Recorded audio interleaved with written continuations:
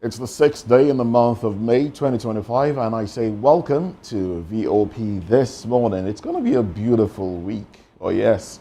And we're starting the week with inquiries. Nigerians are asking, how well have you used our monies? Well, one of those questions goes to the EFCC, as EFCC probes $3 billion refinery scandal uncovers 80 billion naira in former MD's account. Well, these conversations, of course, are making Nigerians turn on their seats because Nigerians want to know how the monies have been utilized. I am Moses Humphrey, welcoming you to the program. Good morning and thanks for joining us. I am Chukuma Okoro. My colleague Moses Humphrey is quite in a hurry. Otuma, why do you want this year to run to an end? Today is the 5th and not the 6th of Did I say 6th? You said 6th. Today is the 5th of May. Oh, well, thanks for joining us on VOP this morning. Away from that, Tinubu faces pressure to reinstate Fubara by May 29 as Rivers demands stability. Also on our radar today, imminent state of emergency in Benue, Zamfara amid rising insecurity and unrest. I am Fina. Okay, Chico, do well to part of the show, by subscribing to our YouTube channel if you've not done that. On YouTube, we are Voice of the People TV, and on all other social media platforms, we are VOP TV Live. You can also visit the website www.vop.ng for fresh and trending news stories. You can also call the number you see scrolling on your screen for your active participation during the program. Well, let's get into other conversations now. Peter Obi, former Labour Party presidential candidate, has strongly criticized the arrest of social media activist Martins Vincent Osei, better known as Very Dark Man, VDM for short, by police officers in Abuja. Well, VDM was apprehended while visiting a GT Bank branch with his mother to address unauthorized withdrawals from her account. That will be described the forceful and unclear nature of the arrest as disturbing, likening it to an abduction. Now, he stressed that such actions blur the line between lawful arrest and criminal abductions, endangering public trust in law enforcement. Well, the issue of VDM has been on social media since Friday. Nigerians have been talking about it. And, it's not just Peter Obi talking, a lot of Nigerians. In fact, some Chinese officials also had to lend their voice to it. One would always ask the question, our law enforcement agents, sometimes they act overzealously, if that's a word. It gets confusing, really.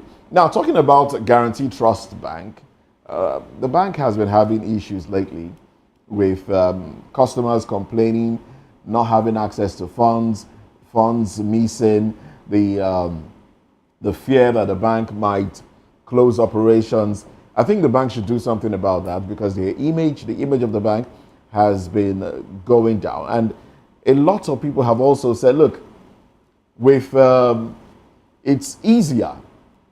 A lot of people have complained that their accounts have been hacked. So you start to ask yourself, is it peculiar to a few banks? Is it peculiar to GTB? Or do we have internal officers enabling such actions? That's a question the bank will have to address. Now, about Very Dark Man being arrested, well, it brings to fore the question of unlawful deductions from people's accounts. Now that it has happened to one who has quite, quite the audience on social media, that's why we're talking about it. Like I said, our law enforcement agents should be circumspect in their actions. You don't just pick up. I mean, he went to lay a complaint. And this happens across board, everywhere.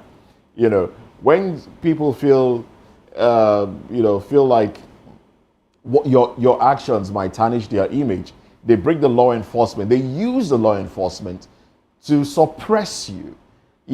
It's the situation we have in Nigeria is like the influential, the wealthy, always trying to lord over those they feel may not have much of a voice.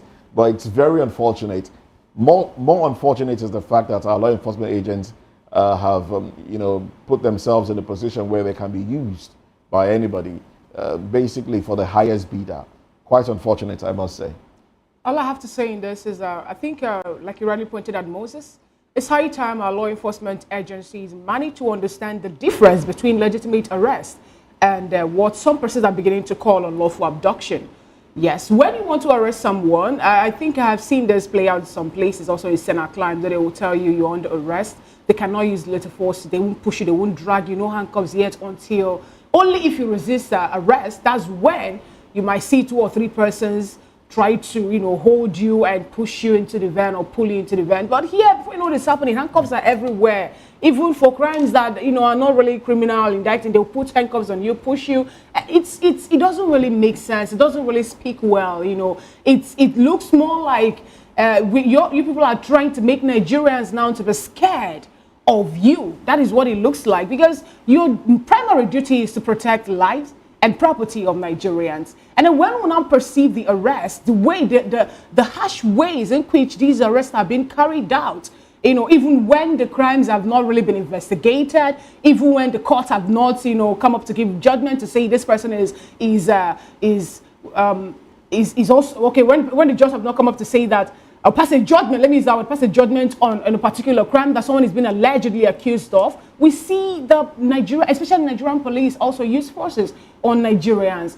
I think they need to reduce that. It actually needs to be reduced so that we'll be able to establish trust again where the security operatives are. I think that's all I would say. And for VDM, some Nigerians are with the opinion that the way he went to that particular branch of the bank to shout, to raise voices, even when he went there with the mother to make inquiries or to ask questions about the unlawful deduction of money or funds that were happening in mother's account. Some were also saying that he went there to disturb the public. He went there also to disturb what the bank were also doing. He has better ways to lay his complaint rather than going to the bank to, make noise or shout or raise his voices. But let's see how this turns out, since Nigerians are beginning to talk about it. Even a human rights lawyer also is calling for his release and all that. Let's see how that panned out. Okay, let's see how that pans out. Fina, when you said that it's the duty of the security agents, agencies to protect life and property of Nigerians, I think you were right. And part of protecting lives and property of Nigerians is also to arrest nuisance when they see one.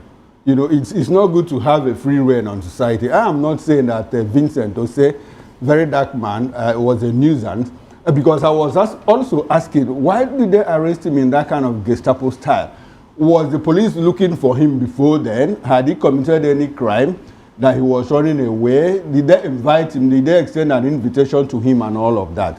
If you went to a bank to lay a complaint, and in the process you become a nuisance to the public, it is the duty of the police to arrest and take you in for questioning and to keep the public peace at that point in time. Like I said, I wasn't at the scene of the incident. From what I understand, he went with the mother to the bank to address concerns. I have concerns with the banks too. When I go there, I don't shout, I don't make noise.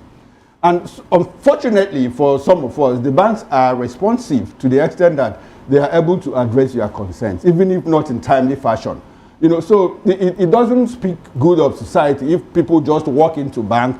I understand how strongly people feel, when monies are deducted and all of that, and banks don't account for. And for GTB, it's been quite frequent now. I'm not trying to launder their image, but I discovered at any time, why I got attracted, anyway, let me leave all of that. The fact of it is that it is the duty of the police to keep the peace. The right as an individual starts and ends where that of your fellow citizens starts too. I'm not condemning, we should find a place to create a balance between what the police did and what the individual did. You don't act out of excitement, out of frustration and all of that. It is good for people to, to leash themselves to the point that society is accommodated in all of these things. But that said, there's another trending story of a certain Abubakar Issa. Sorry, please. Okay. Before we go into the trending story, let's stay with... we are staying with Abubakar Issa, the before nice we go into president. Abubakar Issa. Okay. Let's stay with the VDM issue for, a little while. Okay. There's nothing... Where is the place of customer is always right? Where is that place? A customer that feels aggrieved can lay complaints. Now, the second question Now, is, if you really if you also a customer of that GTV or the it doesn't bank? matter. He's representing the customer. Okay. He does. He might be a customer. No. Sorry, It doesn't matter. Fina, let him land. Now, if you recall what happened during, was it the cash crunch, or there was a, it wasn't the cash crunch. I think there was a time customers, Nigerians were finding it difficult to withdraw funds from their accounts, and we saw some Nigerians, there was a lady who trended on social media. She basically, took off her clothing like a man did in the too. banking hall. Not just a man, many men did that. Many people did it because they were frustrated. So where is the place? Now, a customer comes in, obviously aggrieved, and lays his complaints, and maybe loses his temper, starts to shout. Is arresting the person the way to solve the problem? Moses, if at that point the person constitutes As long as you don't destroy property, I don't think you should be arrested. You must not constitute public nuisance unless you destroy property. If at any point in time your nuisance becomes a breach of the peace, the police it is the right of the police has the powers to take you in at that moment. Where to is keep the place of a customer being right? All of that has changed. All of that has changed. How? Why? Yes, Why? because in my MBA class, I was taught that the worker is the king, not even the customer anymore. No. We can get into all of that argument. I'm telling you. We will get into all of that argument. But the thing is this, I don't have issues with Very Dark Man being arrested, but the only problem I have is the way he was arrested. He was arrested. Like, I think they were already looking for him. Exactly. That is my concern. If, for example, you are the one representing a customer in a bank, knowing how delicate the bank is, there are channels for you to lay a complaint. You don't go there and make noise and distort the whole piece. We have other persons who are there also to carry their... Let me also tell you that do you understand that the customer service point is a place for aggrieved people to lay complaints? Assuming there were 20 people shouting at the same time. Where was the last because time? all of them had consent. Where was the last time? Do you know that it is increasingly difficult to even get the banks to respond to you now if you don't create a scene or drag them on social media? You don't get them to respond. That is the only way to solve your problem. Sometimes that is the only way to solve your problem. It has happened to me. You know what I do? When I had a problem with a certain bank, I also went to their X handle. That's what I mean by dragging them on social media. So when I got to the bank, the staff was like, why did you have to put us, You see, that is exactly what I mean by dragging them on social media. So, Moses, what happens is that we are going to talk about all of these at maybe privately. We'll talk about this There's a trending story about certain Issa Abubakar who was apparently abducted and manhandled by people who are supposed to allegedly goons of the Senate of the president's son, Tinubu, and all of that. It's about the NAN's leadership and all of that. I mean, where are we headed to? As a people, where are we headed to? If the president's son, you could have a free reign, arrest anybody, abduct and torture and all of that, and we have an inspector general of police who does nothing, and is even telling you that, look, if the inspector general of police does anything, that you ask for his removal and that it is going to happen. I can kill you and nothing will happen. People in power, what are you doing to us? I mean, we don't deserve all we get. We got the other time we saw a member of the House of Representatives tell us, if I kill you, nothing will happen. And now we see the president's son say, nothing is going to happen. And if the IGP does anything, I can remove him and all of that. It's really unfortunate. That's how the common man in Nigeria is being viewed. I mean, a policeman, a corporal, will see you in traffic and tell you, look, I will shoot you and nothing will happen. So it's not the first time that we're hearing statements like that. They say these things, I will kill you and nothing will happen. It goes to show how public officials regard the people, and these are the people that they're supposed to be protecting, really. For the elected officials, these are the people that supposedly voted them into power. It's unfortunate. It brings me back to the question of customer and customer relations. All right, it brings us back to it. We don't value ourselves in this country. We don't value the human life. We treat people like, they could be replaced. Quite unfortunate. Well, this is an accusation against the president's son. I think he should react. He should react because it's his name being dragged in the mud. This is even coming before he assumes any elected office or political office or whatever the case may be. So he should react and clear his name. And also, there are talks about videos, naked videos of the individual sent to certain quarters and will be made public if he goes out of line, as a way of intimidating that individual. I think the onus now falls on Mr. Kayode Egbetokun. He should ensure that those videos are taken from wherever they are, deleted, and those that are in possession of such a material should be arrested. It doesn't matter whose name has been mentioned here. I mean, if he has if he has to save his face or justify the fact that he's still there at the head of affairs in the police, he should ensure that there's arrest made and people with such, the videos made to face the wrath of the law. Let's see how that also plays out, because when you're calling for such to happen, you should also recall that some persons are saying that he will not be able to do anything given the fact that his tenure was also elongated as a way to pay him off. During a working visit to Katsina State, President Bola Tinubu encouraged Nigerian governors to prioritize development and ignore criticism from armchair critics. He stated that visible, people-centered achievements are the true makers of leadership. Tinubu made the remark while commissioning key projects, including the 24 kilometers Eastern Bypass Road and the Katsina Agriculture Mechanized Center. He praised Governor Diko Rada for significant progress in agriculture, education, health, and infrastructure. Even as the president have also come up to tell Nigerians that he also understands that there is hardship in the land, there is hunger in the land, and insecurity also is bedeviling the country. Here, he's telling the governors here in Nigeria that they should disregard any critics from armchair. He called them armchair critics. He said any criticism that is not coming or that's not constructive should be disregarded. And he said this when he went. We learned that this wasn't just a working visit. From this visit also, there was a marriage ceremony also which he attended in Katsina State. And then we learned about the commissioning of two projects, 24 kilometers Eastern Bypass Road and the Katsina Agricultural Mechanized Center. Kudos to Governor Diko Rada for doing this wonderful one, yes. But another thing again is some persons are asking, will farmers be able to go to farm? Will farmers be able to get to their farm to make sure that they utilize this agricultural mechanized center?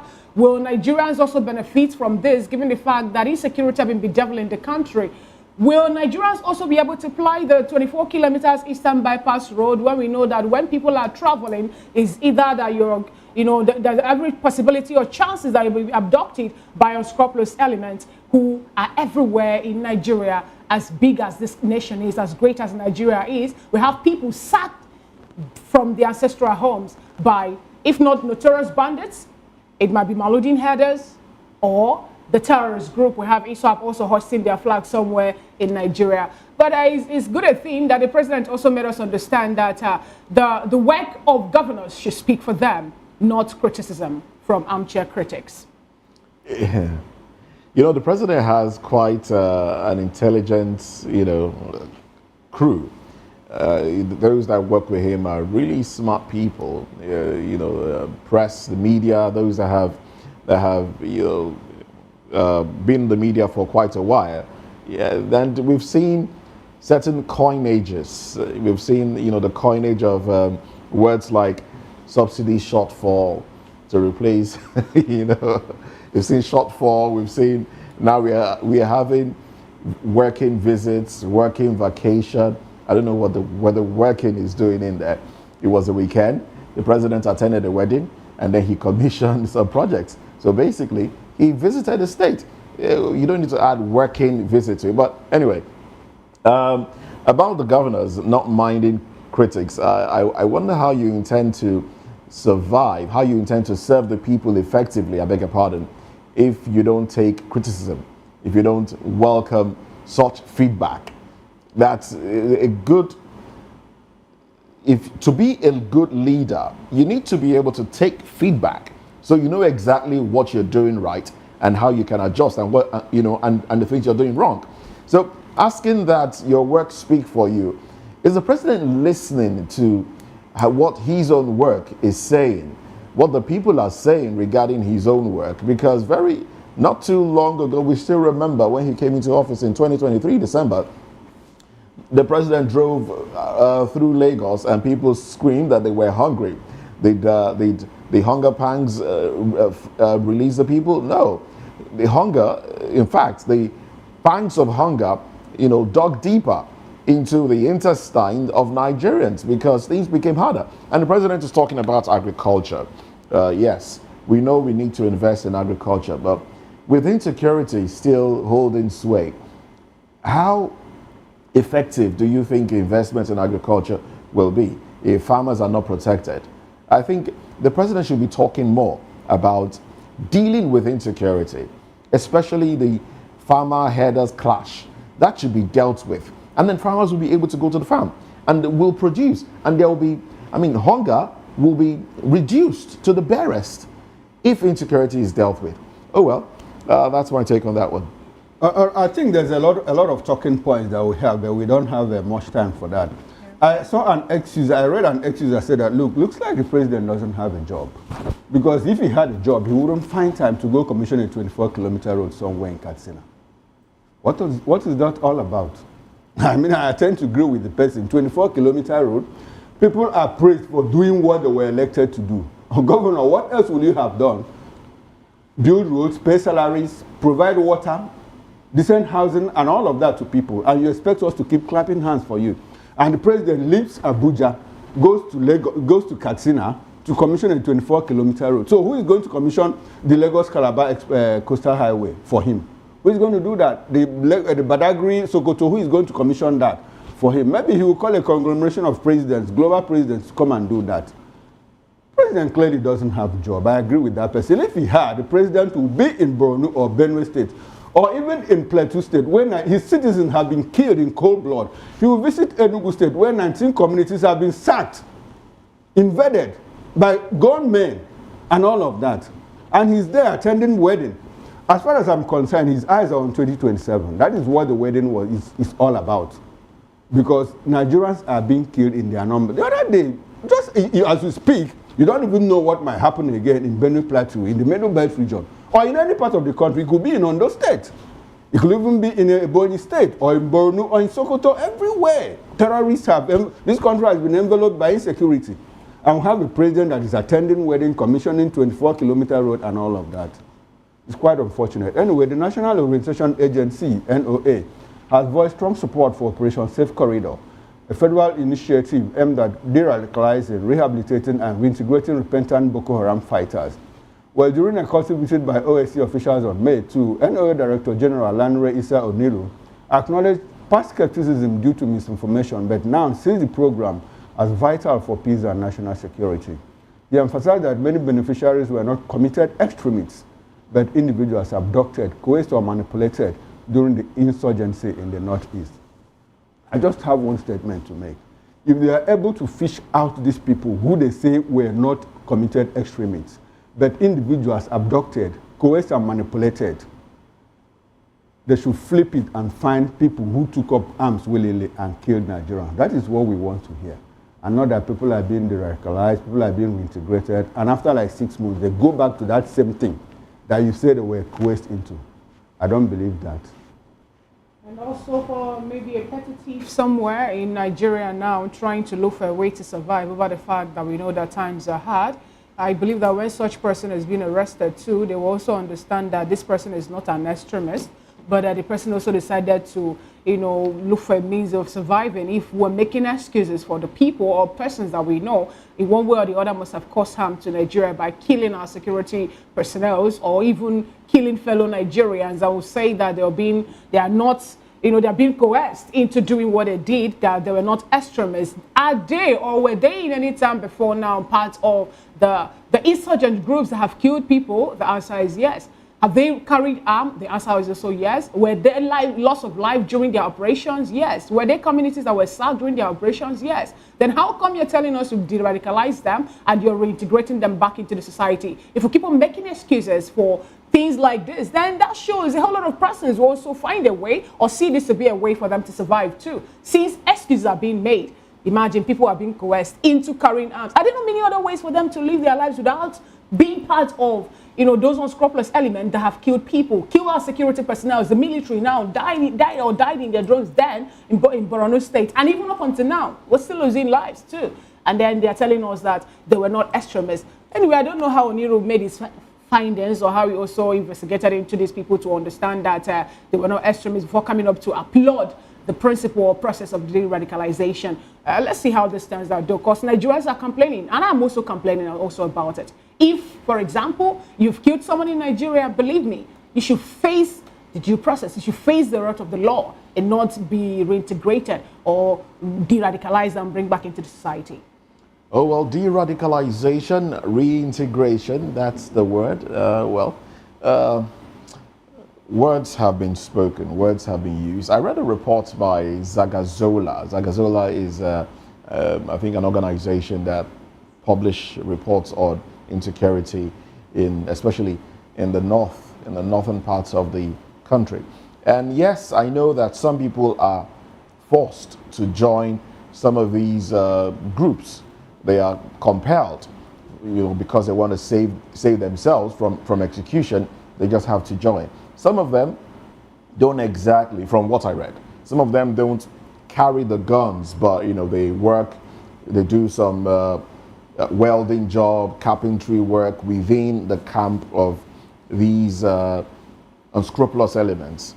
But I also read in that report that in certain cases where they are rescued or arrested and then de-radicalized, some of them have sought to go back because the life they lived then felt better than the life that they are now exposed to, the life they will be living now. At that time, they had food, they had some sort of respect. There's a story of a woman who married one of the leaders of, is it Boko Haram or whatever, and then she had some sort of advantage. When monies are shared, she got quite a considerable sum because her husband was a general, and the respect that came along with that. All of a sudden, he was killed. She was, arrested, de-radicalized, and then reintegrated. But then the kind of money that she had wasn't coming anymore. And she felt like, look, I can't continue sewing. She went back and sought to marry somebody else. So when people have been, when there's been a mind shift, it will take a whole lot more than de-radicalization within 6 months or 1 year to get them to step away from that mind shift. It will take a whole lot more. And I think Nigeria needs to do a lot more in that regard to ensure that those that are being reintegrated into society will not destroy the people at the end of the day. Well, time is of the essence. We're running out of time. Let's quickly run to the papers and let's see what stories made it to the cover pages of the Daily Spinner. The Nigerian Tribune is the first paper that I'll be reviewing today, and the window headlines on the cover page of the Nigerian Tribune today reads, $700 million CVFF, indigenous sheep owners in merger crisis, over 15% equity. Oyebanji breaks 18-year-old jinx, completes Ado-Ifaki Highway. FG vows to address 4 trillion naira debt crippling Nigeria's power sector. We have the banner headline, poverty rate among Nigerians, rural dwellers hit 75%, World Bank. Ondo farmers block Ore, Lagos Road. Police and Motekun clash in Ondo over arrest of suspects, 6 injured. NDLEA sees that 3.4 billion naira worth of opioids in Lagos, Port Harcourt, uncovers drug in chocolate tins. 2027, defections alter South-South political configuration. Coalition waits on Atiku will be on harmonization of structures. Plans to unveil party this month. We are ready, says CPC. 11 vigilantes killed, others missing as bandits launch fresh attacks in Sokoto. AFDB unveils $2.95 billion 5-year strategy for Nigeria. Those are the stories on the cover page of the Nigerian Tribune. Okay, now let's quickly run through the Daily Trust newspaper with the window headlines. Boko Haram attacked Yobe military brigade, killed 4 soldiers. I'll take that again for emphasis. Boko Haram attacked Yobe military brigade, killed 4 soldiers. Flight disruptions, passengers narrate ordeal. Experts suggest solutions. 54 billion naira released to schools, 24 billion naira to students. Nel Fund Managing Director. Quite interesting. Now, the big story, poverty rising in rural Nigeria. That's coming from the World Bank. Nigerians worse off than 64 years ago. AFDB President Akiwumi Adesina. Presidency false Adesina's comments. Action Aid blames corruption. Now, there's a pictorial there of military vehicles that were bombed by terrorists somewhere in Yobe State. And there's another bold headline there. Lakurawa mounts massive attack in Sokoto, kills 13 hunters. And that's all from the Daily Trust newspaper. And that's how far we can go today. Newspaper headlines. Join us again at 10, where we'll go in depth into the analysis of these headlines and newspaper review. Now let's look at one of the conversations on our table this morning. EFCC probes 3 billion naira refinery scandal, uncovers 80 billion naira in former MD's account. Let's talk about this when we come back. Join us again.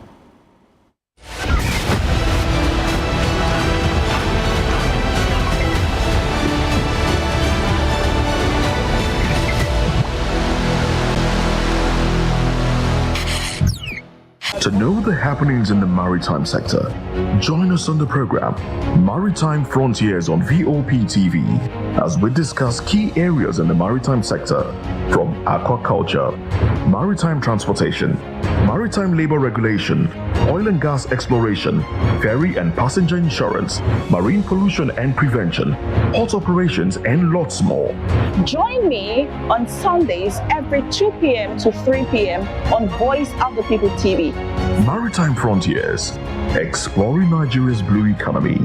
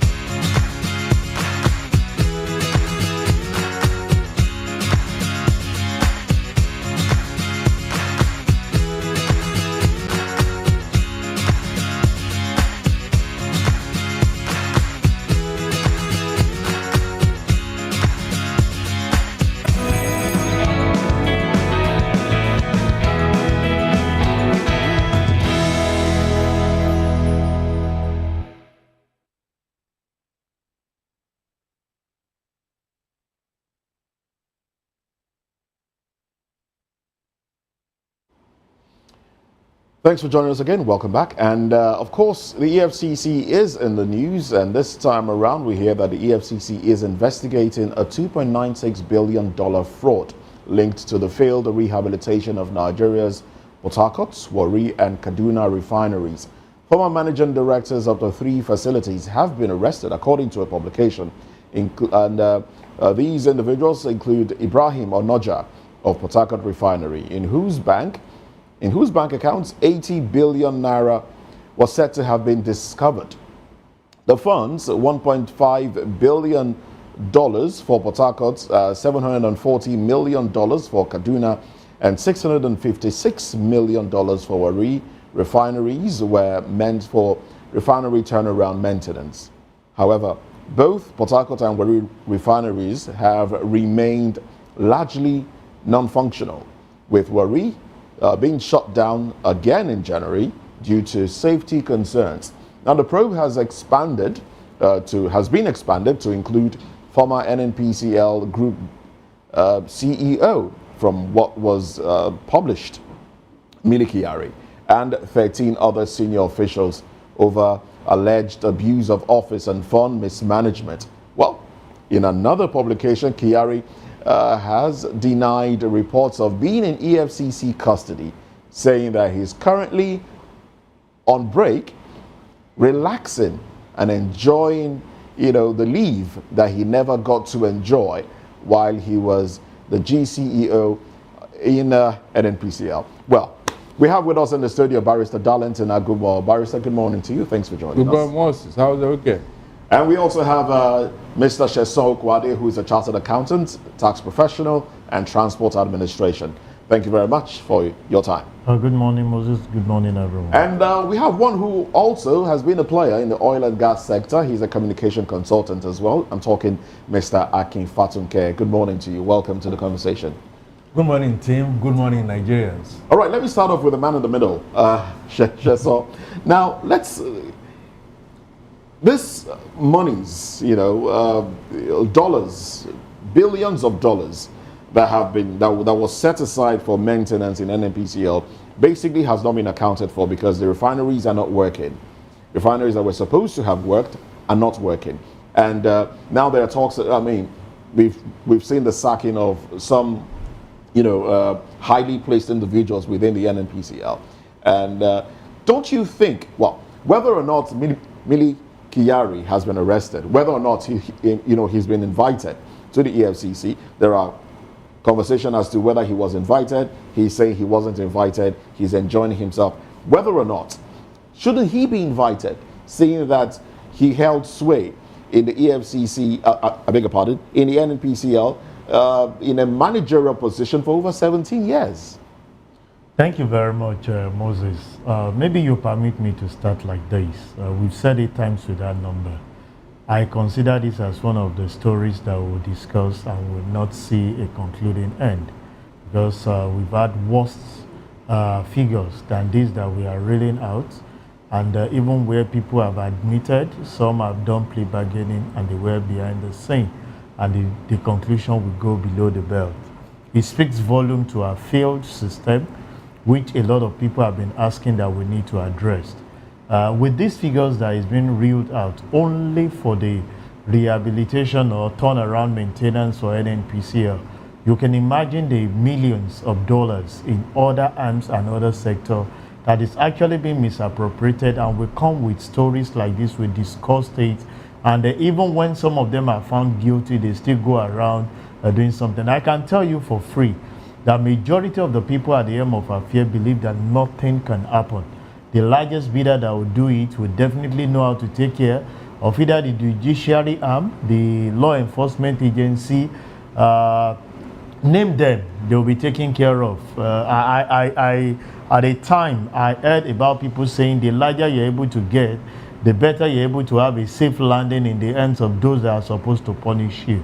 This that has happened, whether they will invite the former manager, group managing director, CEO of NNPCL, fine, they will invite him, they will question him, but I can tell you, nothing will happen, it won't go. How many people have you heard in time past that are found culpable of misappropriating funds? I will always refer to this. There was an allegation against the minister, the former minister, Beta Edu. Where is the story today? It will come and it will go. This we'll discuss. Isn't that unfortunate, really, that we have? It's unfortunate, but what can we like do? this? The people at the end of Fanfare consider it that it's not primarily, so we'll go about borrowing money and say that we are impoverished. I've said it times to that number. A lot of people that are actually Japan, if you're allowed to use that word, are only suffering themselves because we have more than enough in this country, but the only thing we've seen is that greed in the heart of individual allows so many things. This is NNPC. Go to power sector. We heard about the sacking of the Minister of Power and some other. A lot of the guy will go. The next thing you hear about it is contesting for another position. But we know that news has been, The bond that was not yes, sacked. yes. But I can tell you the failures we've seen. Okay. If there is no failure, how can you be hearing that Aso Rock is planning an alternative power supply? What is the fate of a common man?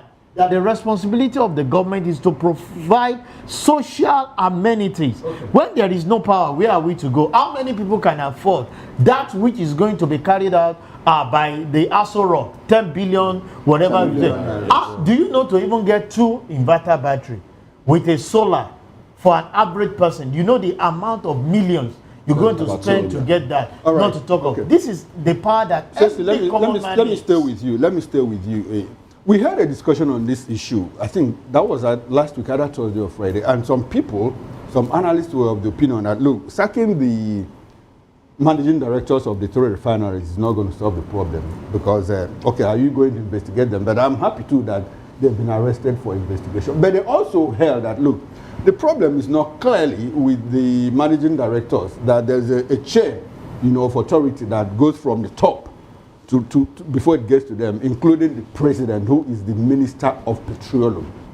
Now, if we are to go back in time to look at what happened, should the probe also include the former President Muhammad Buhari, who held sway for 8 years as the Minister of Petroleum? And is there any likelihood that he will be invited for questioning? At the point he was invited for questioning in France, he obliged them, he honored them. Do we see that happening in Nigeria?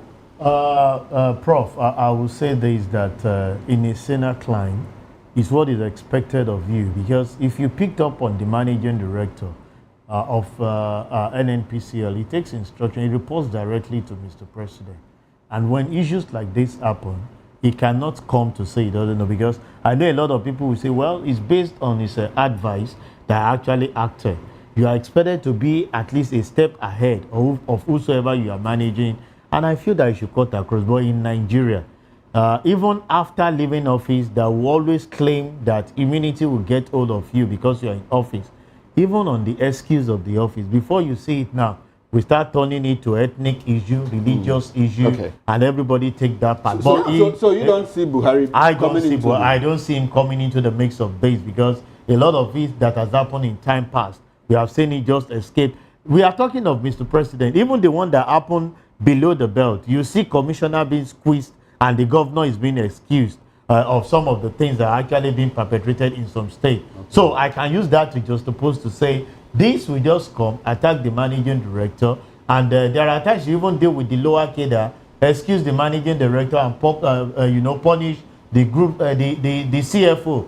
That's where I'm sure Mr. Fatuke will say, that's where accountants pay the price of things that they got the instruction of the managing director to act, and he will tell you that, well, I was not advised, I was ill advised. Yeah, talking about to have understanding of that. Go ahead. Talking about the whole story taking an ethnic turn and all that. Barrister Darlington, when Mr. Asheson was talking about people that have been probed or people that have been calling for questioning, he made mention of nobody in Nigeria. But we could recall that the likes of Emefiele, the former governor of CBN, EFCC also is on his neck. We have Desiani Allison in Madueke. Her properties are also being, confiscated, forfeited, and all that. Now, are we seeing this whole questioning or reigning of officials now taking an ethnic version or diversion or so, as the case may be?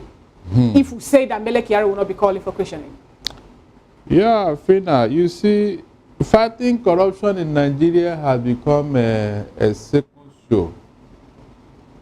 They will keep you there and wait for a time when it will be expedient for them to now call up your case and use you as a scapegoat.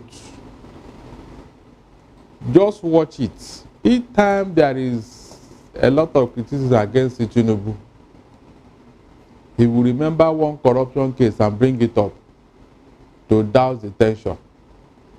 That's what they have been doing. Mention any of them that have been concluded, none. No, so I am not even amused by this. So are you saying this is a smoke screen? Are you saying NNPCL there shouldn't have been a rejig of of those at the helm of affairs at the NNPCL? In fact, by the time they start calling out names now, this matter will die down. Talking about calling out names, Barrister Darlington, Jim Obaze conducted a wonderful research in Nigeria, investigation that was being done, and we could recall that he made mention of some persons, also he called names also, and the president told us that he doesn't care about anybody at all, no secret cows, but like we heard from the mouth of Sheson this morning, likes of Beta Edun, we've not really heard the end of that particular story, and even the lady who was there before she took over, I'm talking about the Umar, also, recall that EFCC called her to come and give us how she spent the money up until today. We're yet to get information on that. That is it. That is the modus operandi of Tinubu fighting corruption. Because this will be part of his achievement. By the time he starts reading out his scorecard, he will tell you, we fought corruption, we arrested this person, he was investigated, and people will clap for him. Barrister, EFCC has been making huge recoveries for the government. Is that not part of the fight? No. How much have they recovered? No. That's not a deterrent. Going to jail is the ultimate deterrent for any corrupt case. All right. Going to jail. Okay. So let's if you are not ready to bring it to that conclusion, then why are you wasting our time? All right. Let's bring Mr. Fatuke into this conversation now. Now, let's look at, well, the president's name has been mentioned here because he's the Minister of Petroleum, former president as well, Buhari, who was also the Minister of Petroleum. You know, Nigerians are looking at the fact that his name comes up again right after Emefiele's issue, which we are still talking about. And those who made revelations under, seeking, those who made allegations in this regard have said, look, this will be bigger than Emefiele Gate. Let's start from the president's predecessor. What are your thoughts? Do you think he should be brought in at this point to answer questions? That's on one hand. Secondly, why is it that we waited for these people to be sacked before the EFCC goes picking them up and starts asking questions and starts revealing that monies have been found in their accounts? These people are not, they don't have immunity, do they? Great one, excuse me, great one, Moses, and you are spot on. I will tell you directly, having been a player in the oil and gas, it even goes beyond Buhari, go as far back as 1999 or thereabout, when we had global Lukman. The point I'm making is that Nigeria is not in a good place.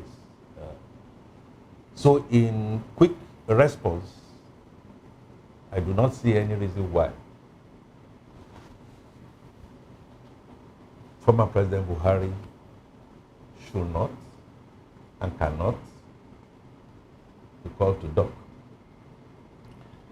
It may also be difficult.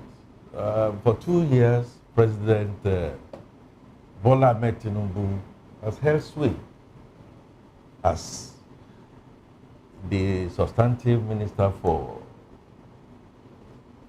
petroleum resources. He too, of course, will have rings surrounding him. And if you see the point I'm making, I am saying that it goes by far deeper. One thing clear, I mean, in my public communications, I tried my best to be balanced. Yes, Mayor Kyari has said that he's going to make himself available. Well, I'm not under, I've not been detained by EFCC. Maybe it's a matter of time. Emefiele said virtually the same, was even taking fourth ops with officials of government. I'm happy at that response, and I want to believe that response will be carried out. We had his immediate predecessors far beyond the last 8-10 years who made themselves impossible to even be probed, and they ran away. My belief is that this is going to be a forensic.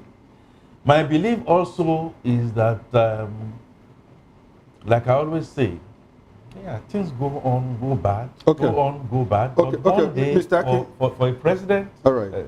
please let me bury this. Yeah, For a sir. president who, knowing fully well the relative implications, to now wake up and say he's going to do the forensic, I'm going to want to give him that benefit of doubt. Okay, benefit So of the that- doubt. yes, Benefit of the yes, doubt. yes. I'm happy that you acknowledge the fact that the president is also like he has an involvement because for 2 years he's been the substantive minister for petroleum. Yes. Now, let's look at the APC government, starting from Buhari up until this moment.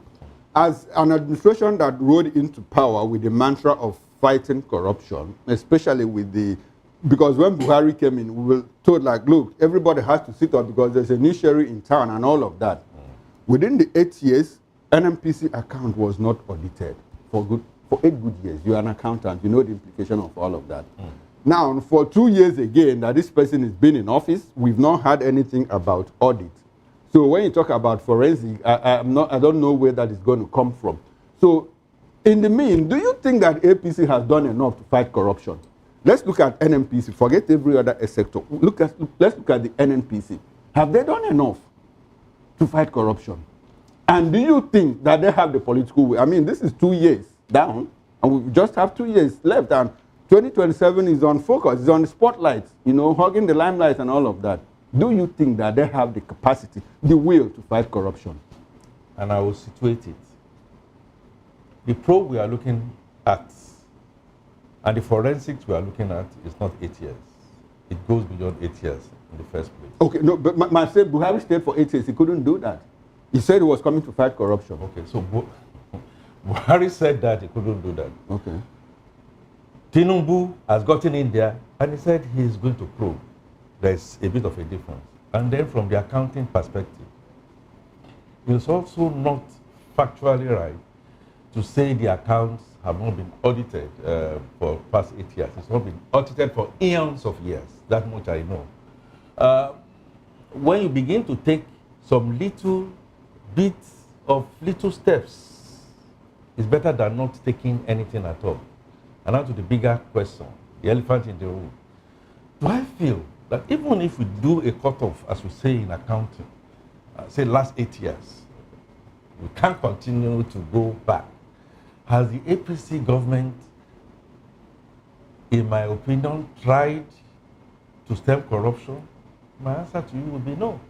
They have not. The APC government, however, came in and started making some little clause on things that we have been talking about in the past 20 years. For instance, the commercialization, the issue of the NNPC CL. And it's a fact of history. I was in a national forum where we had the NNPC back in the day. Well, we said NNPC back in the day. You are supposed to be the referee. You cannot now jump in and begin to join Liverpool or join Chelsea and all that. My organization got punished for saying that. Again, maybe to really come to answer your questions, between what will I call APC in the last 8 years, between 0 and 100%, I'll score APC, I'll score them a bigger 25%. Okay. And you quick know, one now. And you know that's the a failure. NNPC of today and the NNP then and now. Which one is better? I mean, we have moved from the NNPC being a behemoth owned by the federal government to one that is not a public company yet to be quoted. But we were told that it will be quoted. Between then and now, which one is better? Well, I think it's a change in coloration. You talk about governance. in governance, who was the substantive petroleum minister during Obasanjo? Who is the substantive minister of petroleum now? Shame of shame, like my Ibadan people will say. Well, in between, Goodluck Jonathan came in and handed over the reins to a deserting Madueke. We didn't see anything by far better. However, you know, when you have a structure and you say this is exactly what should happen in that structure and you don't find anything in that structure, it's better than for you not to have a structure at all. Okay. Because a day of reckoning will come, and then it will just be a matter of just cherry picking. Okay. But down the line, the APC government under President Bola Ahmed Tinubu, with the propaganda that we've seen in the last 2 years on the refineries, the cover-ups, okay, the seeming political will. All right. I hope we get to that. The seeming political will where state assets, okay, are controlled by certain sections of the country, and they say without them, things will not move up. Now, talking about the wheel now, my next question, borders around the wheel. And I'll pose this one to Mr. Okwande. Now, in the past 10 years, Nigeria has spent approximately $25 billion, approximately, in revamping, NNPC, fixing, parts and everything. Dangote Refinery, from what we gather, spent about $20 billion to, put up 650,000 capacity a refinery.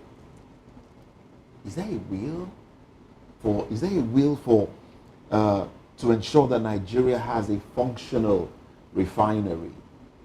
And this is coming from this is looking at leadership across board over the past 10 years. Do you think there is a will? Do you think the Tinubu administration will make a difference? Moses, I would say there is a will for people to enjoy individual money from the largesse that they get from our taxpayers' money. If for over 20 years we've spent so much on an individual, and that's why a lot of us have come up to say, can we give out this thing, take it out of the government and give to individuals who understand? Possibly you have a PPP arrangement where the public-private partnership can definitely carry out certain things. You can call this refinery moribund, but they are assets that you can actually venture into and resuscitate. We've been hearing about turnaround maintenance without producing 1 liter of fuel for several years, and nobody is asking questions.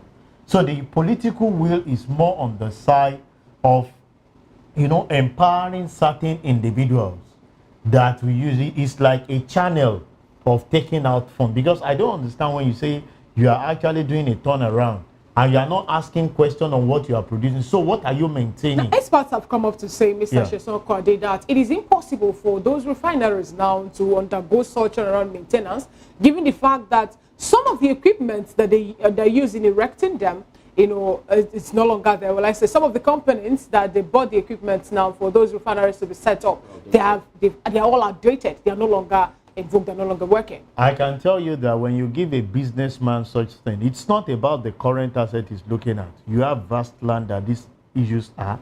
You can't say 100% everything there is really no business. Give it to someone who understands the business.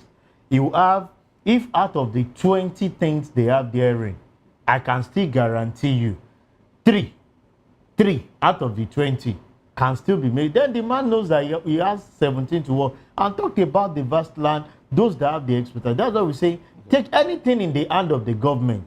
It's not a cost. I've gone through it to see that it can never work. Okay.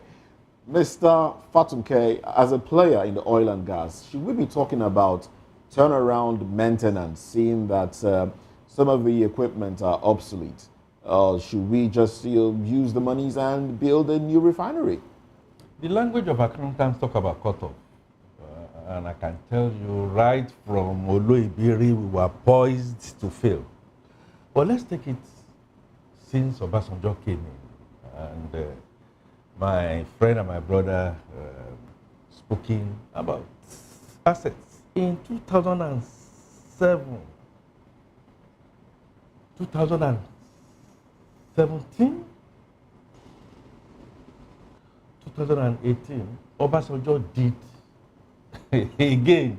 You know, this discussion, Obasanjo did the unthinkable and was going to strip these assets. Now, let me add, was it Fina, was it you that said those equipment, yeah, it's true, those equipments might have gone autos, and Chesson has just told you that it's not just the equipment, what about the land? And I can tell you, technically, that land was virtually sitting on a bed of oil. By that, I meant, you know, I mean, the whole place has been devastated, you know, and all that kind of thing.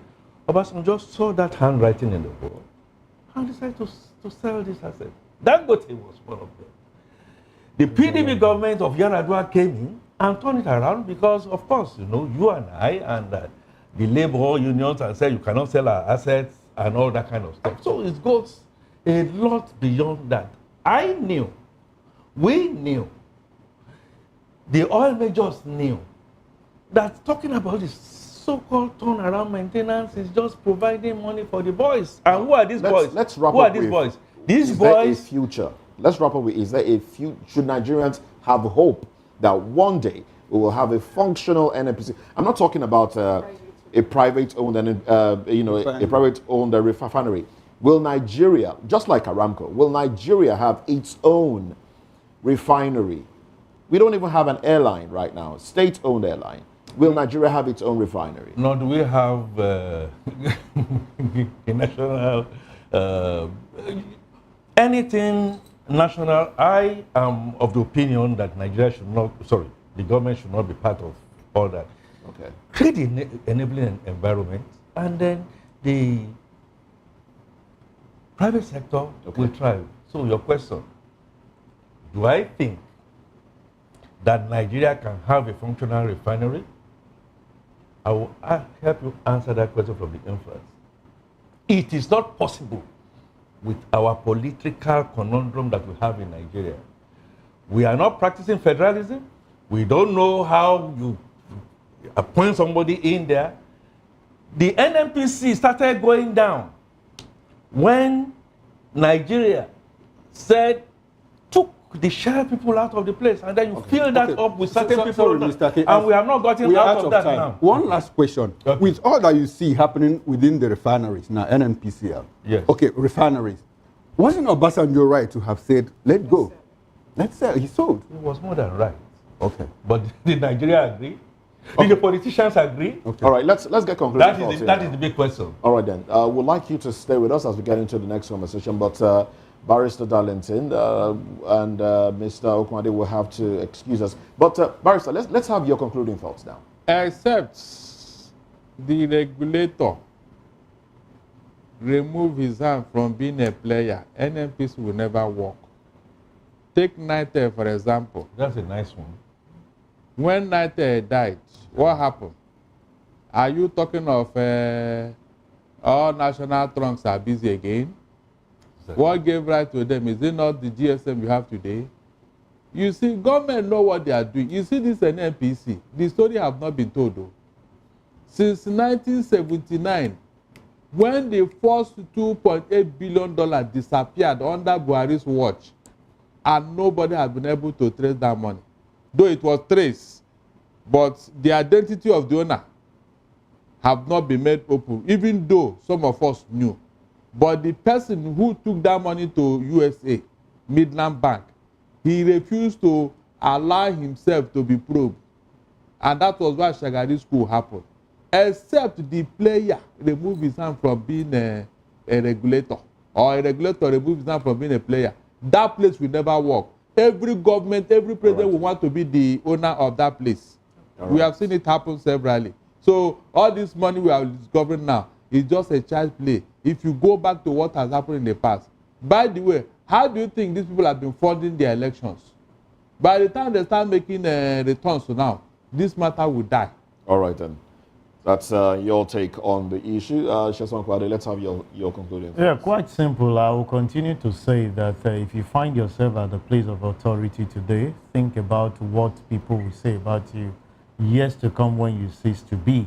And a lot of people are able to possibly wear the cap and say they are like Awolowo's Jakonde. What will become of them when they are no more?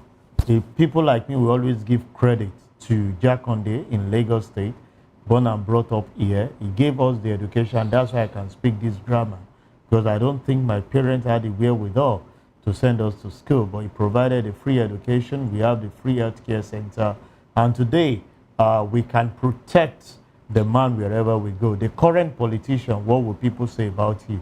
We keep hearing of several billions of dollars being diverted. When they die, the thing dies with them, because even their children that they claim they invested so much on cannot even manage the wealth that we get in wealth. Posterity will always judge. And that's why a lot of us will not feel for any politician that are supposed to do the right thing and has diverted the funds of the country. They don't care about their name. Well, the conversation continues, but we have to let this gentleman excuse them to get on with their day as we proceed. Tinubu faces pressure to reinstate Fubara by May 29 as Rivers demands stability. Let's get into that conversation when we come back from this break. Join us again.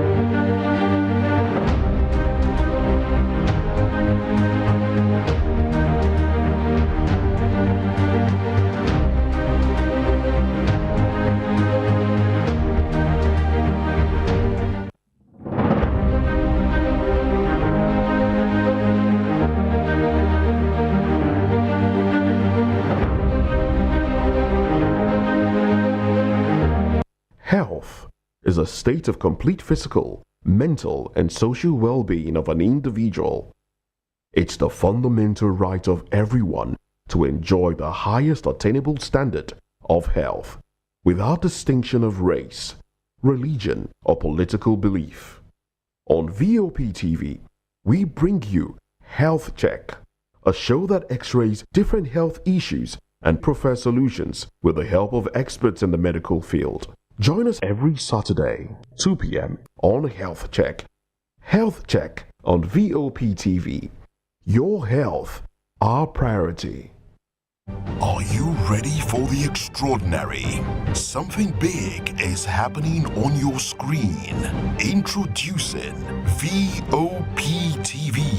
Now streaming on SLTV channel 264. From breaking news to captivating conversations, news analysis, giving you all sides to the story. We break in-depth discussions on the issues that matter, from politics to sports.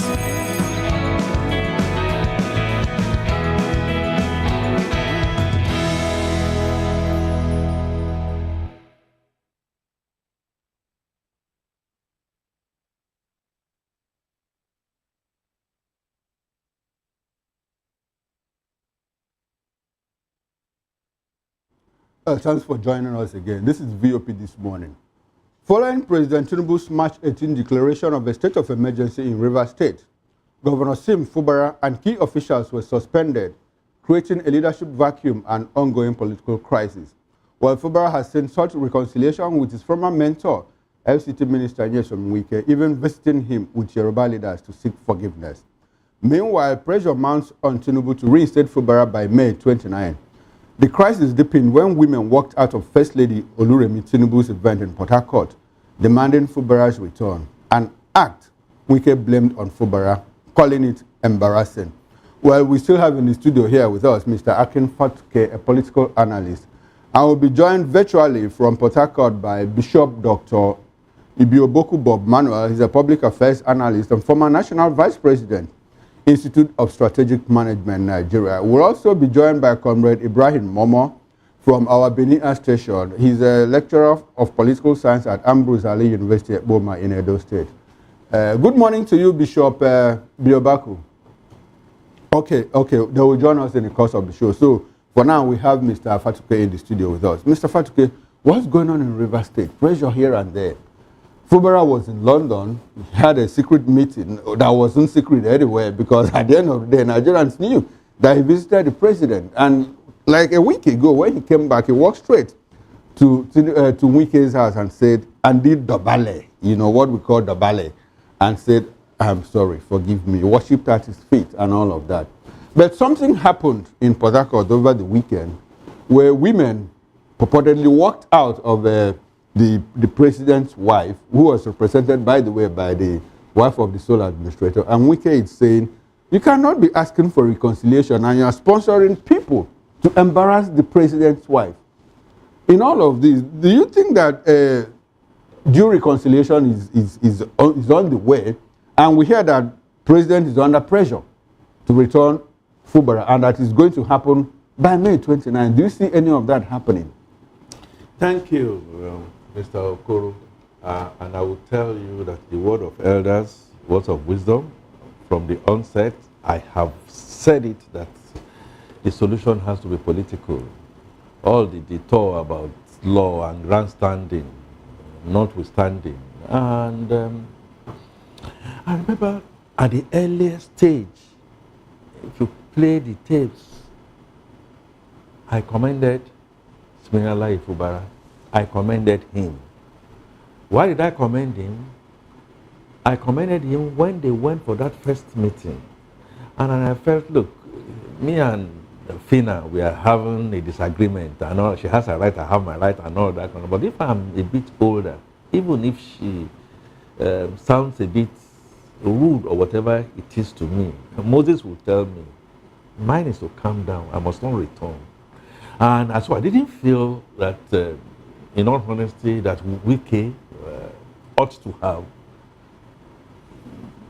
shifted ground. And then I told Fubara, please go to, Raji Fashola. And I told Wike, please align with Bola Ahmed Tinubu. That's why we can get these results. So 3 things here. 1, allegedly, I saw it in the social media, that Fubara had gone to, I believe, all things being equal.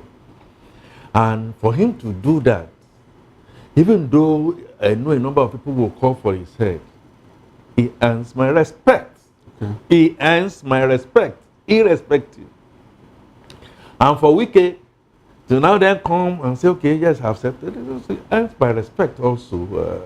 Mr. Fatuke, in everything that you have seen, in everything that has Saturday, happened, are all just little Lilliputian things and all that. I believe that the character of Fubara politicians is coming back on or before May 29th. Okay, now the character of politicians. Yes. And Fubara could tell to go and beg Wike.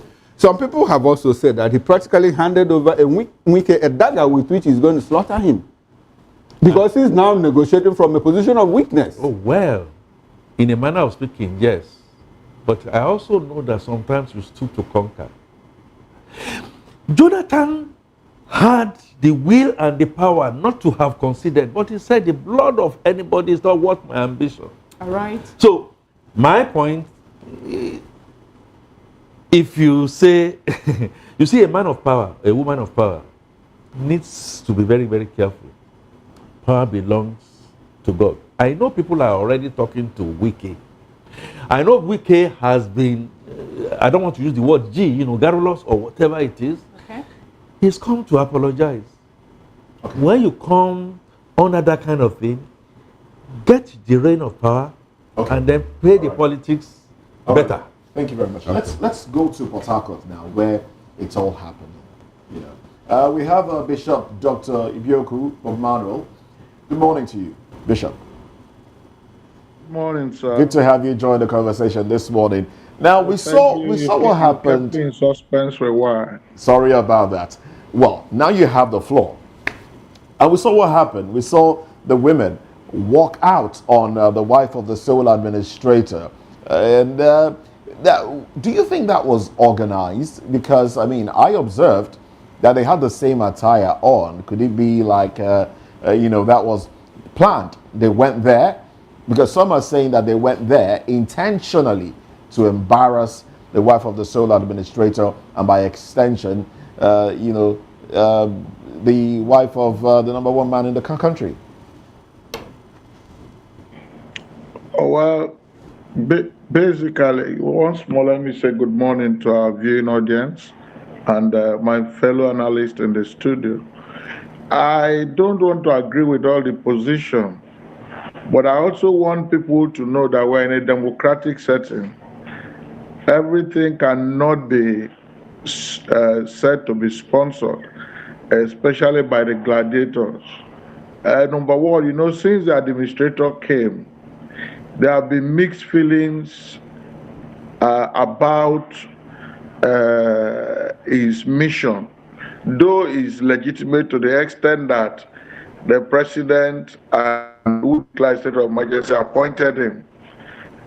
So nobody will say it is wrong if the president has found it necessary. But I think there have been an acceptance issue with in the civil space. We have seen these same women do many protests for the return of the suspended governor and, of course, the suspended structure, the deputy governor and the House of Assembly. And I think that in most cases, people are strategic. These same women, I'm quite sure, were some of the women that were gathered to be empowered. And if you look, many things have preceded ABAC's public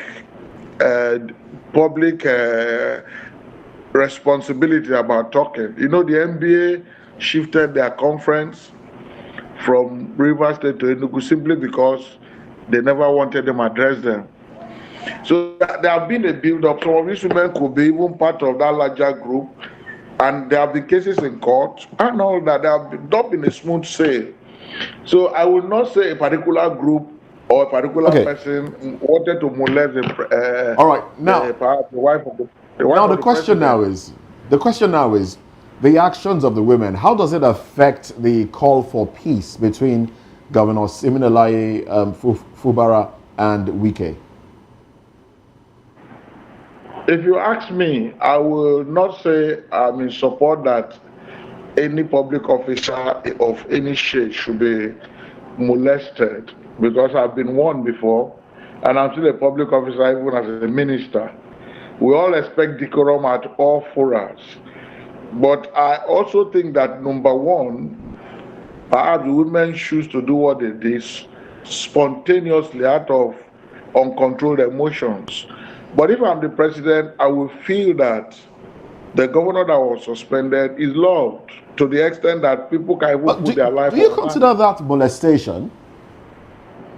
What? Is it what? You said the word molestation now, so I'm sorry. Was that molestation? What I mean by I don't say the women were molested.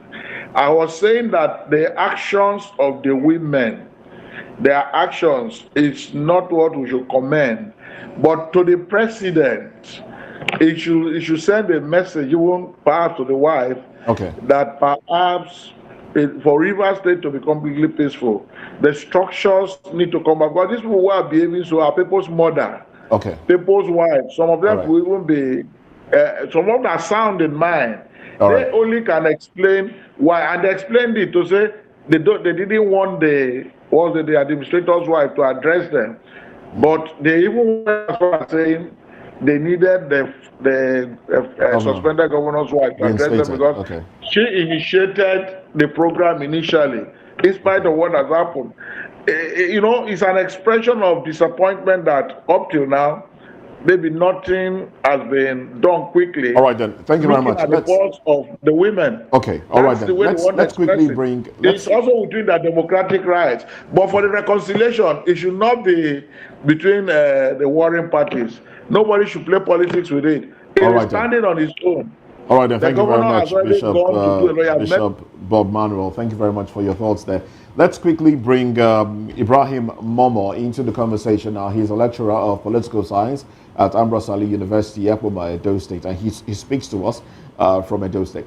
Now, Ibrahim, would you consider this an affront? Would would you consider this an insult in a way? And I mean, we've seen people stage walkout.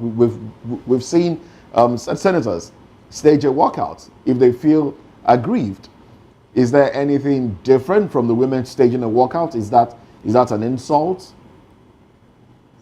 Well, maybe not. Good morning to the anchors and to Nigerians writ large. Maybe the word is not an insult, but definitely it's an affront. You know, it's a kind of embarrassment. You know, to the, as it were, first lady of the state. And perhaps maybe it was purposely arranged to embarrass the first lady, who was of the country, Tinubu, who was supposed to be at that event. But and you could see that the excerpts or the videos that are trending online actually refer only show the walkouts. Does not refer to or does not point to what happened hitherto.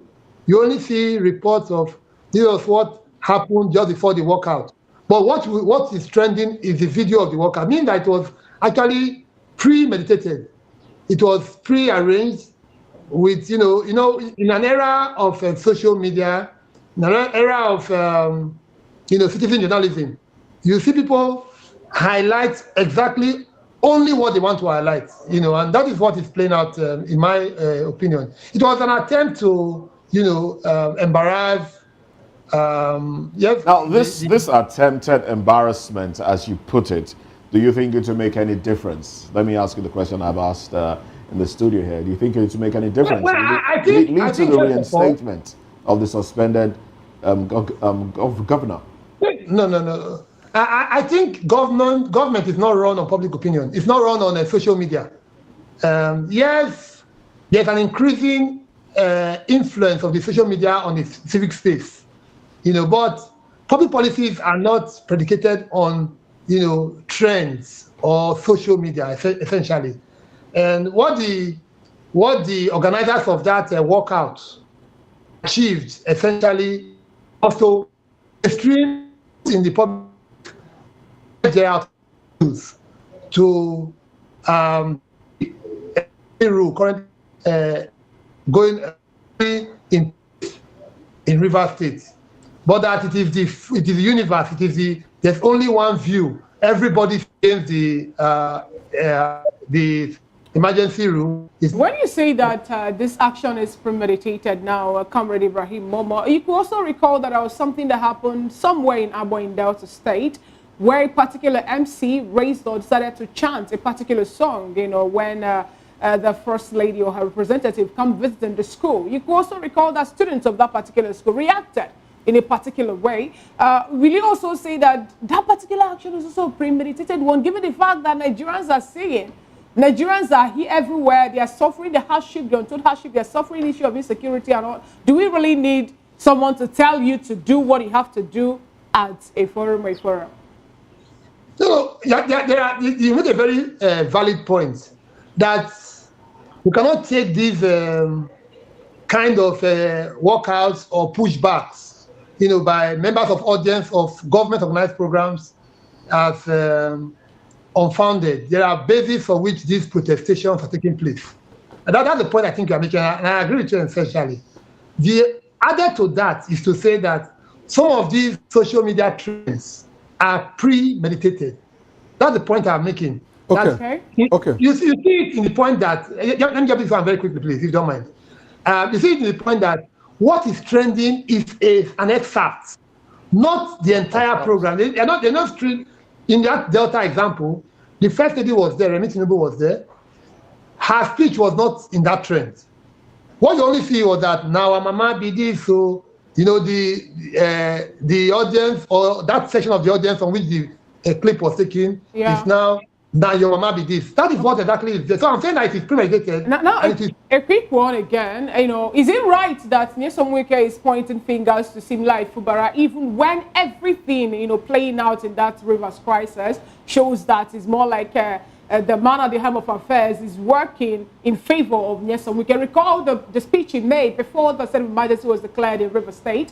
It was more like a full blame on Fubara for not respecting, the man who brought him in power. Is it right actually for fingers to point to a suspended governor now? Does he really have such power to still control the people of the state if really he is, I said the bad one there?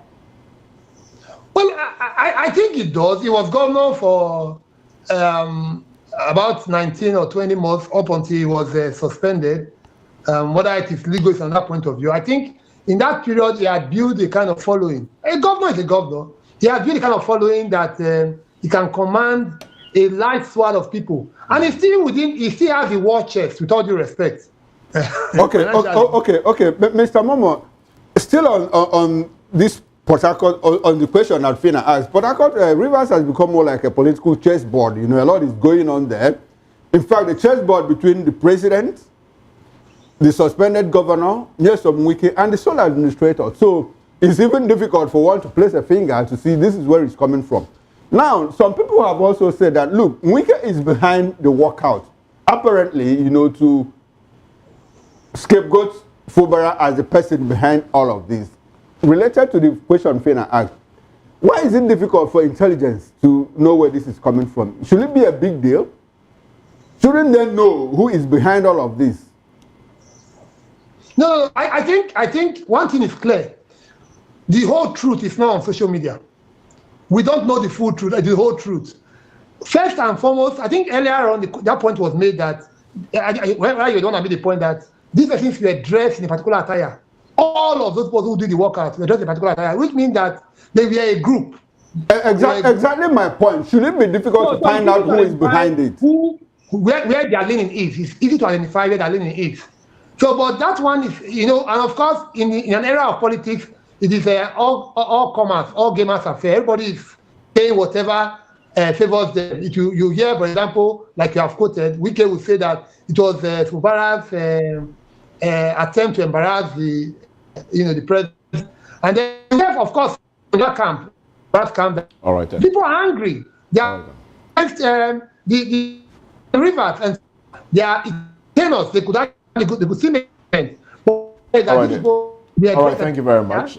Thank you very much, Comrade Ibrahim Momo. Now let's bring this back to the studio now, to Mr. Fatunke. If you recall, in 2019, there was somewhat similar incident in Abeokuta where Buhari was pelted while campaigning. I think he raised the hands of Dakwa Abiodun at the time. And, Nigerians said that was premeditated, like Nigerians are saying now. Nigerians said that was orchestrated by Ibikunle Amosun, to embarrass the president at the time. And, all of that. And we saw how that affected things. Do you think that leadership in this country value the voice of the people, or they just, hinge everything on premeditation or things against the government, and they sweep everything under the rug? Moses, in these things, you head or tail, you lose. And that is why, for me, being the people now, right? I mean, generally, certainly it should be the voice of the people, where vote counts. You don't do it well, you don't come back. It should also be the voice popularly, voice day, in church, in mosque, in shrines. But have those voices been muffled through poverty, short-sightedness, religion, tongue, and what have you? In all of this, Moses, I will behave like the father of the prodigal. I will go look for my one lost sheep, and I will find a way to praise and encourage him, even if on his way. Women or some other persons now came and said, your father has sent you out. The father needs to be a father. What I am going to prescribe, starting with Mr. President, it is imperative that peace, irrespective of whatever leaning, should come to Rivers State. I expect Mr. President to call, that's extending, call his wife, telling the wife should call Mrs. Abbas. Mrs. Abbas, Chukuma was trying to make an allusion.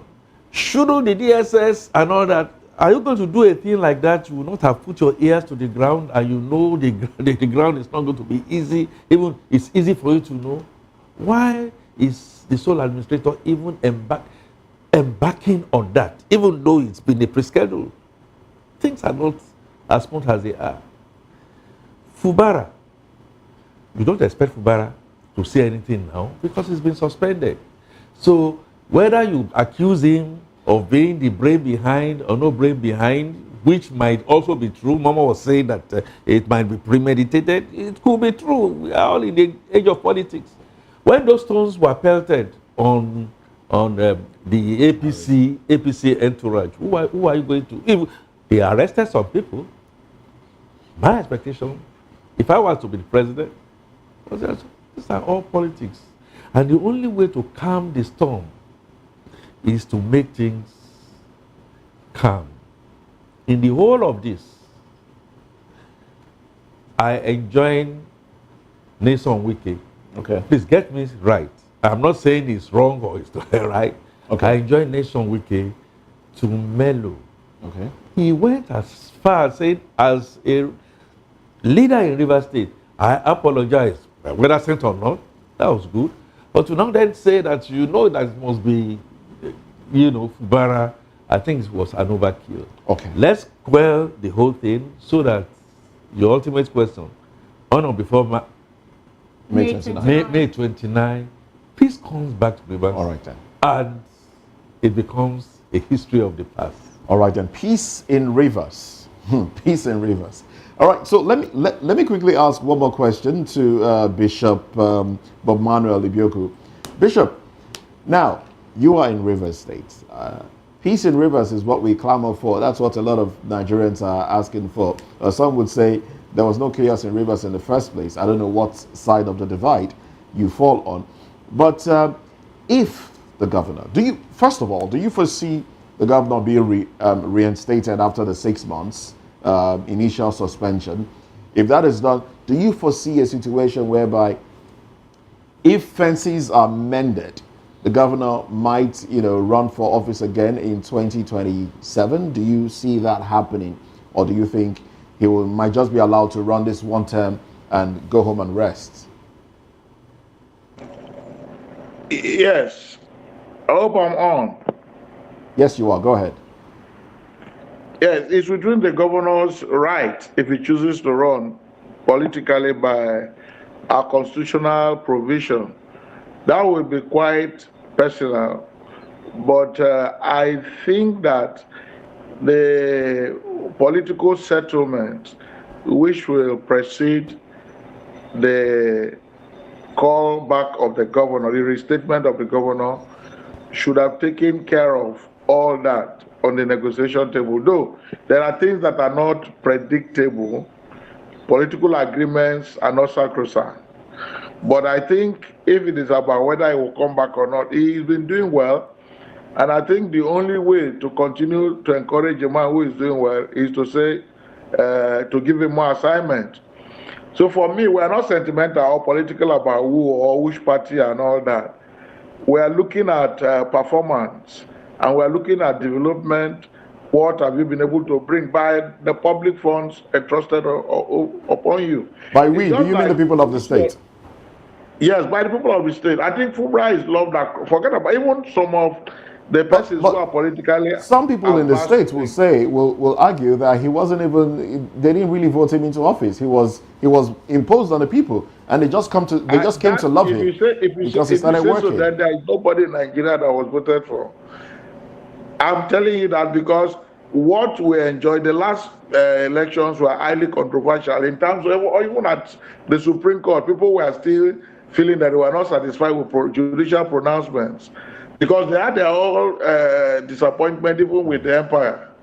Okay. But when at the end of the day, the courts up to Supreme Court have said somebody won an election, our opinion does not count again. We have to accept. You just have to accept and love the person regardless. That's exactly. Unfortunate situation Nigerians are in. the process, and it came out on the side of those who are in office today. So, and we cannot pull down the system because of your personal opinion. All right then. So I think, we've moved beyond the stage where we say whether the elections that brought them were authentic or they followed due process in the circumstance. But I think that following up that, I think there should be improvement in further elections if the gladiators want it to be so. All right. Because what we Thank are you very seeing much. with Okay, we're absolutely election. out of time for this conversation.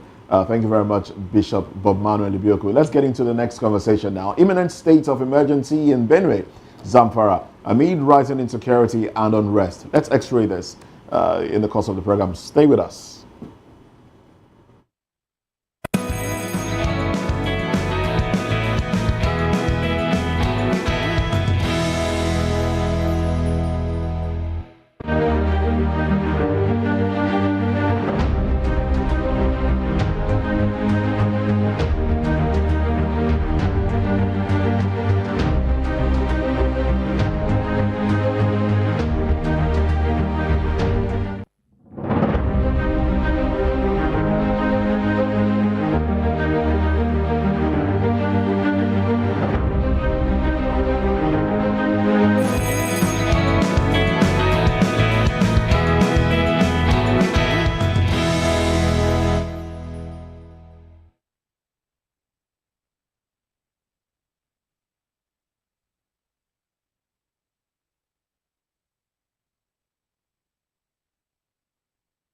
Welcome back. Still VOP this morning. The House of Representatives Committee on Public Petitions summoned the governors and legislative leaders of Benue and Zamfara State to appear on May 8, 2025 over worsening insecurity and governance failures.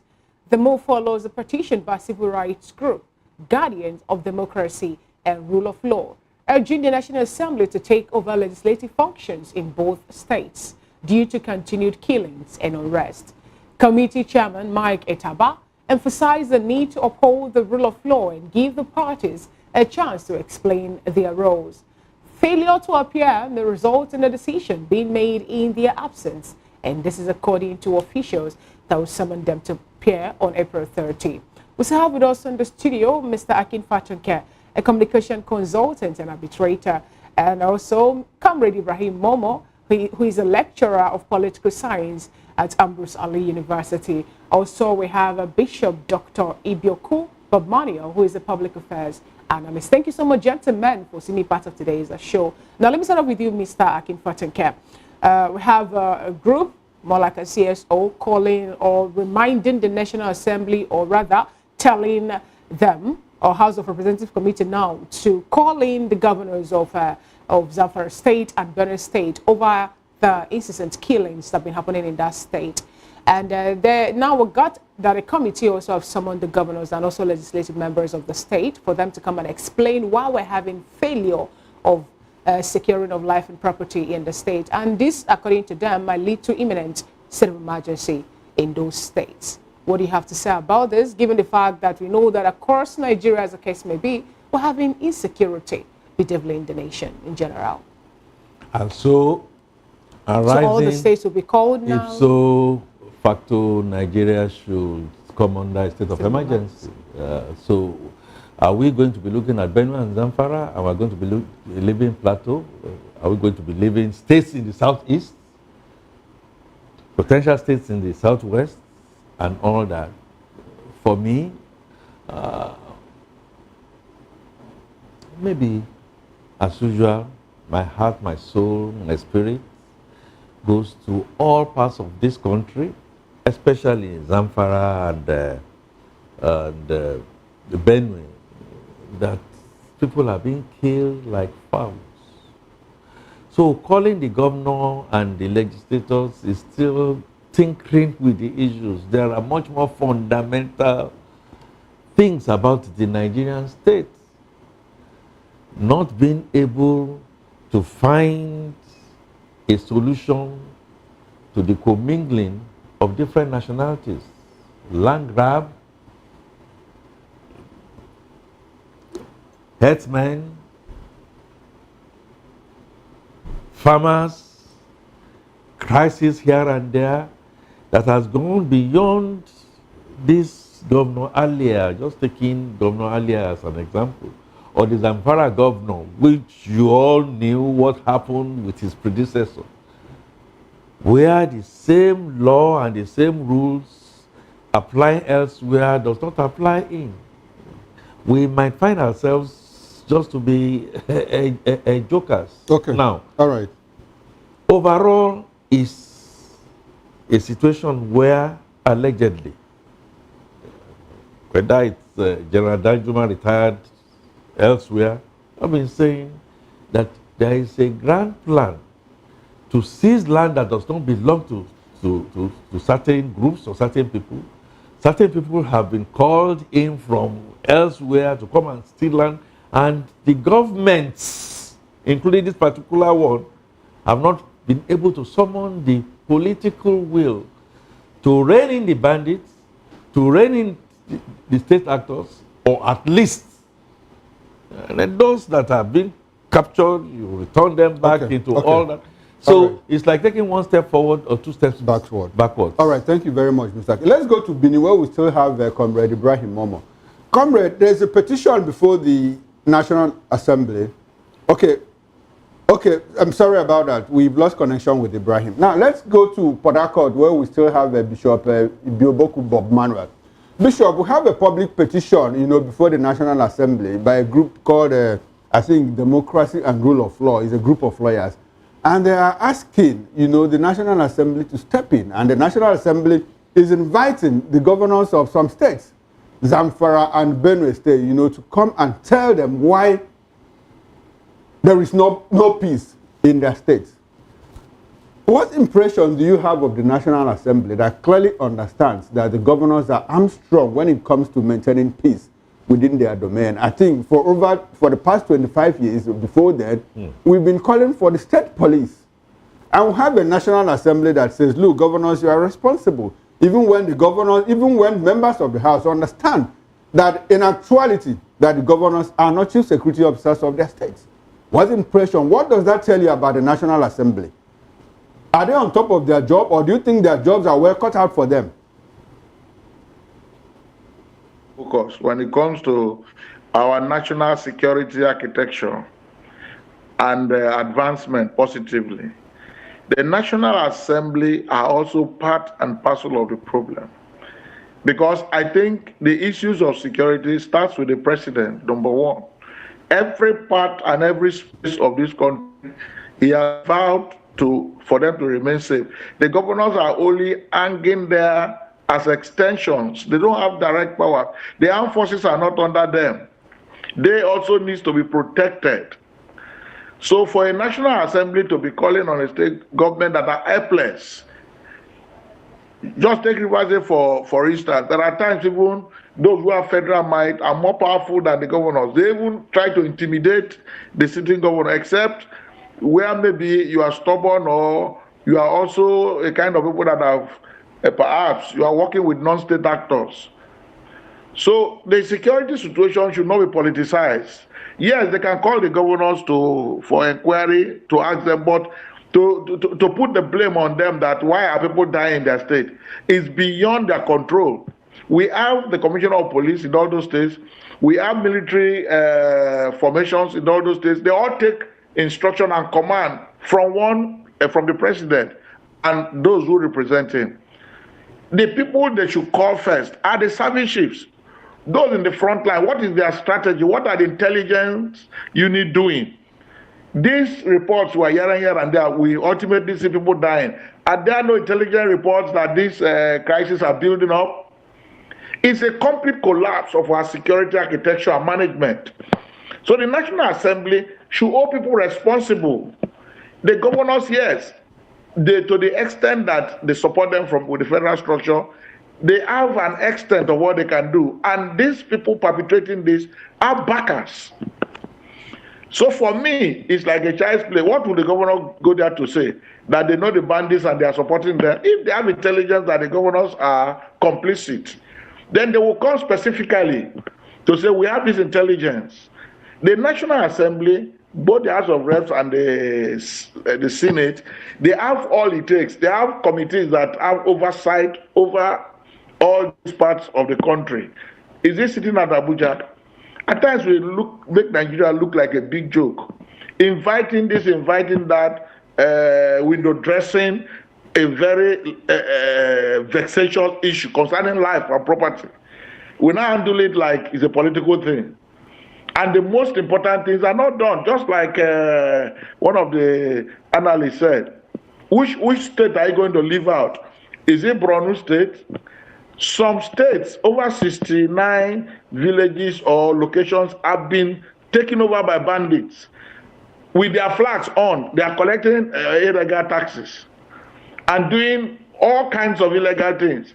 And we have formations that we are funding with our money there. National Assembly have not invited them.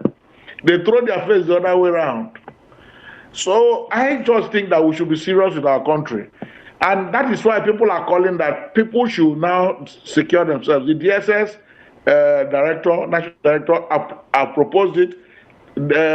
T.Y. Danjuma have proposed it, that people now need to secure themselves because they have lost confidence in the security agencies, though they are the legitimate people to do the job. So for me, all they are doing is window dressing. All right, then. Whether they call the assemblymen, the governor, don't they need to be protected? All right, this people would be... can outrun them from their states. All right, thank you very much, And that is how bad Bishop. it is. All right, Bishop, this would be a good place to take your concluding thoughts because we're coasting home now. You feel free to lump together all the conversations we've had so far. Let's have your concluding thoughts, Bishop. In conclusion, I want to say Rivers State is at peace. Let the peace consolidate on it by the president returning the democratic structures. And I think that before that is done, of course, a lot of underground agreements and permutations are being done. That should take care of all those who are interested in the crisis. Then Rivers State should now come on the news for better, because we're a very viable state, for a better and developmental district. Right. For the insecurity, it's unfortunate. We have to take our seriously. I will give you an example. Okay. There was the open, and right, a soldier was brought to build up their police game. All right, then. Because they were so dead. Well, thank Let's not criticize.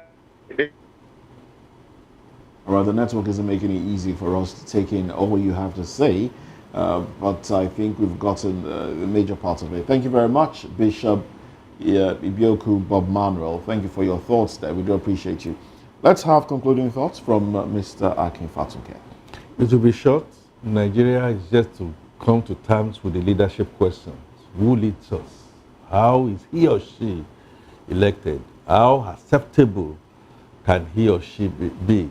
We have different tribes, different tongues, and we continue to just tinker here and there until we all come together and say, hey, how should we govern ourselves?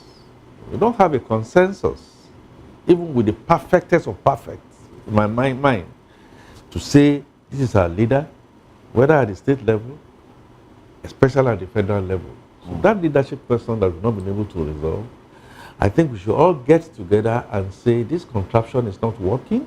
Okay. And because this contraption is not working, let all the nationalities, we've been having here, come together and decide how they want to be governed and what we should put in the center. All right, then. Thank you very much. Well, that's it on the show today. Big thanks to our guests.